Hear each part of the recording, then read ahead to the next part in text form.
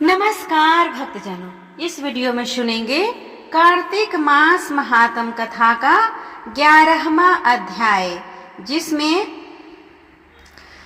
जालंधर का इंद्रलोक में आक्रमण के बारे में और उसने किस तरह से स्वर्गलोक को तहस नहस कर दिया इसके बारे में बताया गया है। इसके पहले हमने जालंधर के जन्म के बारे में जाना था कि कैसे उसका प्रादुर्भाव हुआ और उसका लालन पालन कैसे हुआ और इसका विवाह कैसे हुआ। तो अगर आप वो वीडियो नहीं सुने होंगे तो वो वीडियो आपको मेरे चैनल के प्लेलिस्ट में मिल जाएगा। वहां से आप जान के इसकी कथा को सुन सकते हैं, जिससे कि आपको इसके आगे की कथा अच्छे से समझ में आएगा। तो आइए विघ्नहर्ता श्री गणेश का नाम लेकर कार्तिक मास महात्म कथा के इस अध्याय को सुनते हैं। इस अध्याय में आगे बढ़ने से पहले आप लोगों से अनुरोध है, प्लीज आप मेरे वीडियो को लाइक और शेयर कर ले, साथ ही मेरे चैनल को भी सब्सक्राइब कर ले और बेल आइकन को दबाना ना भूलें, ताकि जब भी मैं इसके आगे का वीडियो अपलोड करूं उसका नोटिफिकेशन सबसे पहले आपको मिले। तो आइए इस कथा को सुनते हैं। एक बार सागर पुत्र जालंधर अपनी पत्नी वृंदा सहित असुरों से सम्मानित हुआ। सभा में बैठा था, तभी गुरु शुक्राचार्य का वहां पर आगमन हुआ। उनके तेज से सभी दिशाएं प्रकाशित हो गई। गुरु शुक्राचार्य को आता देखकर सागर पुत्र जालंधर ने असुरों सहित उठकर बड़े आदर से उन्हें प्रणाम किया। गुरु शुक्राचार्य ने उन सबको आशीर्वाद दिया। फिर जालंधर ने उन्हें एक दिव्य आसन पर बैठाकर स्वयं भी आसन ग्रहण किया। फिर सागर पुत्र जालंधर ने उनसे विनम्रता पूर्वक पूछा, हे गुरुजी, आप हमें यह बताइए कि कृपया करें कि राहु का सिर किसने काटा। इस पर दैत्य गुरु शुक्राचार्य ने विरोचन पुत्र हिरण्य कश्यपु और उसके धर्मात्मा पौत्र का परिचय देकर देवताओं और असुरों द्वारा समुद्र मंथन की कथा संक्षेप में सुनाते हुए बताया कि जब समुद्र से अमृत निकला तो उस समय देव रूप बनाकर राहु भी पीने बैठ गया। इस पर इंद्र के पक्षपाती भगवान विष्णु ने राहु का सिर काट डाला।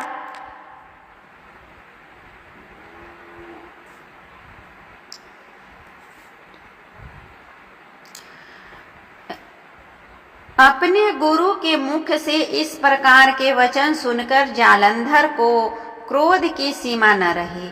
उनके नेत्र लाल हो गए।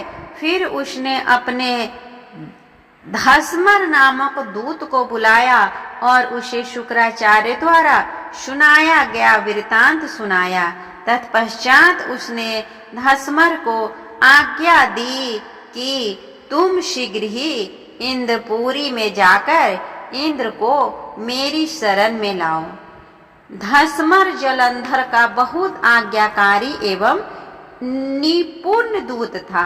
वह जल्द ही इंद्र की सुधर्मा नामक सभा में जा पहुंचा और जालंधर के शब्दों में से इंद्र बोला, हे देवता धाम, तुमने समुद्र का मंथन क्यों किया और मेरे पिता के समस्त रत्नों को क्यों ले लिया? ऐसा करके तुमने अच्छा नहीं किया। यदि तू अपना भला चाहता है तो उन सब रत्नों को देवताओं सहित मेरी शरण में आ जा, अन्यथा मेरे राज्य का ध्वंस कर दूंगा। इसमें कुछ भी मिथ्या नहीं है।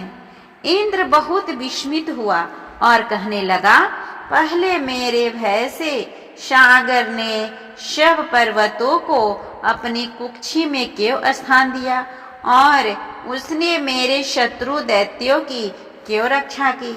इसी कारण मैंने उसके सब रत्न हरण किए हैं। मेरी द्रोही सुखी नहीं रह सकता, इसमें संदेह नहीं। इंद्र की ऐसी बात सुनकर वह दूत शीघ्र ही जालंधर के पास आया और सब बातें कह सुनाया। उसे सुनते ही वह दैत्य मारे क्रोध के अपनी ओष्ठ फरफराने लगा और देवताओं पर विजय प्राप्त करने के लिए उनसे उद्योग आरंभ किया। फिर तो सब दिशाओं पाताल से करोड़ों करोड़ों दैत्य उनके पास आने लगे। शुंभ निशुंभ आदि करोड़ों सेनापतियों के साथ जलंधर इंद्र से युद्ध करने लगा। शीघ्र ही इंद्र के नंदन वन में अपने अपनी सेना उतार दी। वीरों की शंख ध्वनि और गर्जना से इंद्रपुरी गूंज उठी। अमरावती छोड़ देवता उससे युद्ध करने चले। भयानक मारकाट हुई।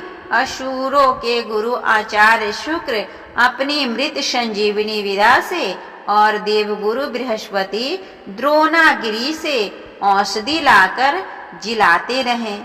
इस पर जलंधर ने क्रुद्ध होकर कहा कि मेरे हाथ से मरे हुए देवता जी कैसे जाते हैं? जिलाने वाली विद्या तो आपके पास है। इस पर शुक्राचार्य ने देवगुरु द्वारा द्रोणाचार्य से औषधि लाकर देवताओं को जिलाने की बात कह दी। यह सुनकर जालंधर और भी कुपित हो गया। फिर शुक्राचार्य जी ने कहा, यदि शक्ति हो तो द्रोणागिरी को उखाड़ कर समुद्र में फेंक दो। तब मेरे कथन की सत्यता प्रमाणित हो गई। इस पर जलंधर कुपित होकर जल्द ही द्रोणागिरी पर्वत के पास पहुंचा और अपनी भुजाओं से पकड़कर द्रोणागिरी पर्वत को उखाड़कर समुद्र में फेंक दिया। यह तो भगवान शंकर का तेज था। इसमें जलंधर की कोई विचित्रता नहीं थी। तत्पश्चात यह सागर पुत्र युद्ध भूमि में आकर बड़े तीव्र गति से देवताओं का संहार करने लगा। जब द्रोणाचार्य जी औषधि लेने गए तो द्रोणाचल को खरा और उखड़ा हुआ सुन पाया।